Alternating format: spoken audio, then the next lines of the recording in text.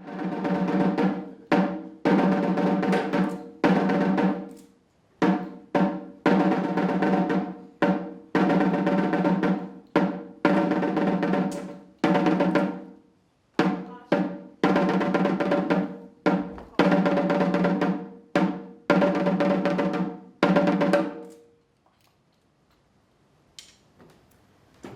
you. I'd now like to invite His Excellency the Governor-General to speak.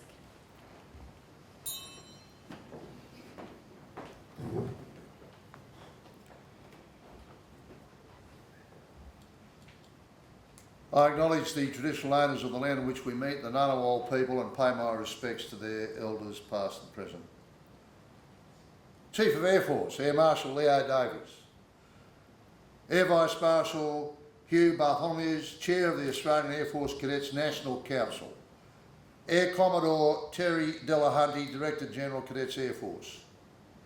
Group Captain Greg Williamson, AAFC, Commander, Australian Air Force Cadets. Flying Officer Matthew Glozier, Official Historian of the Australian Air Force Cadets.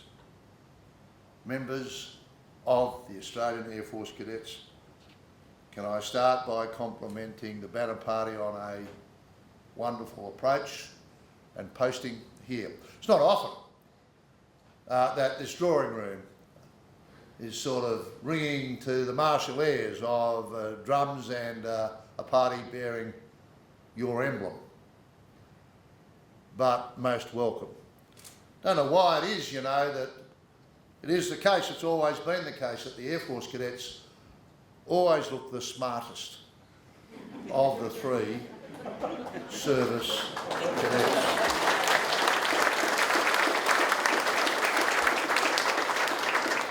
It pains me a little to say that, in that some of you might notice that my background is in khaki.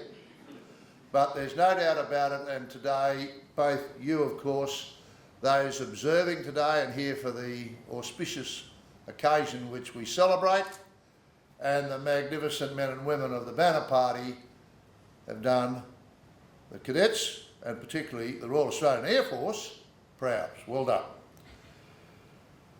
done. Actually, I think you are such fortunate young men and women. It's hard to imagine an organisation more exciting to be part of than the Air Force Cadets. Where else do you get to possibly fly an aircraft by yourself before you're even old enough or allowed to drive mum and dad's car? It's not just the flying, it's the bush adventure, survival courses, leadership training, of course. If there's one thing that stands out from being a member of the Australian Air Force Cadets, it's that you will be automatically involved in leadership training.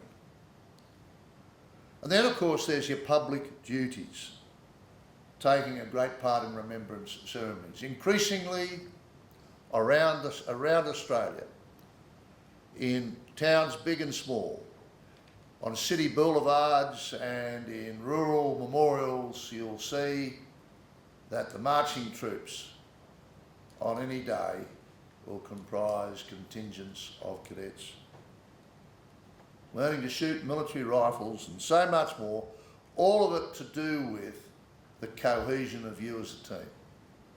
Of course, the military, the wonderful services of the Australian Defence Force are the beneficiary of the enthusiasm generated in you with the option of military service to follow.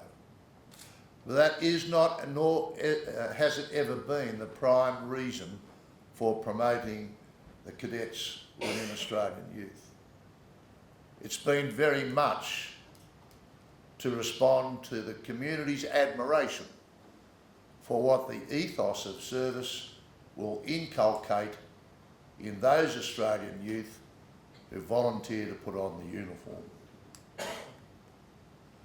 So with that in mind, I congratulate you all on the choices that you have made to serve. And of course, one of the things that in your serried ranks there you will no doubt reflect upon, perhaps the best part is the friendships that you will make that you have made, that will last forever. And in all your adventures, you're learning to push yourselves, and you're discovering what you're made of, and you're starting to imagine what that might result in the future. So you will look back on this later, no matter what pathway you choose, whether it is perhaps to the services or perhaps to one of those wider community career options.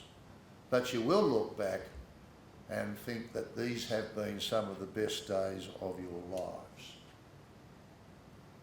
And whatever it is you choose to do in the future, this time in the Air Force Cadets is giving you the most wonderful start in your life. But the cadet movement that you presently occupy is very different from the cadets of 75 years ago.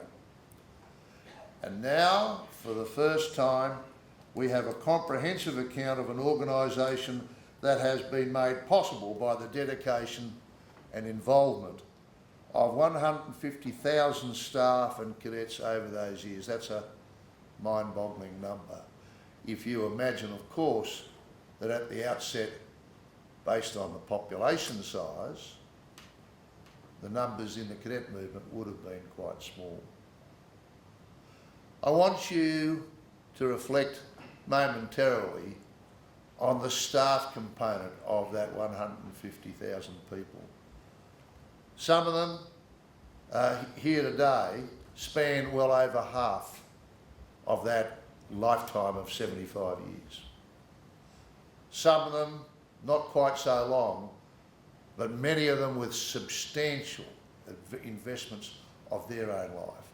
So you, the young cadets, tomorrow's movers and shakers of this great nation, should pause today and find one of those mentors and say, thank you for what you do.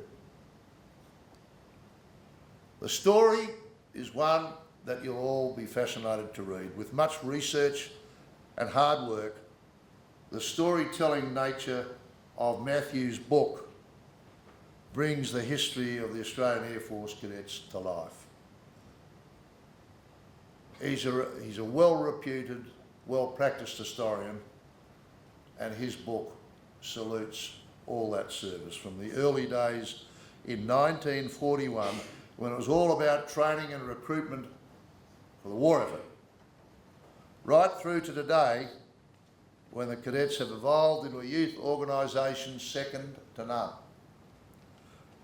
To all those involved, especially Matthew, congratulations, and to the Defence Publishing Service, who produced the first print run. Congratulations on the achievement. I know the cadets have big plans for the future.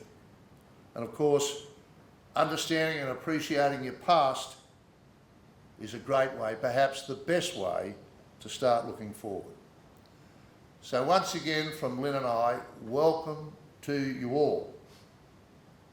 We don't have any abseiling, glider flying, weapons to fire, except those carried by my close personal protection, and you're not getting those.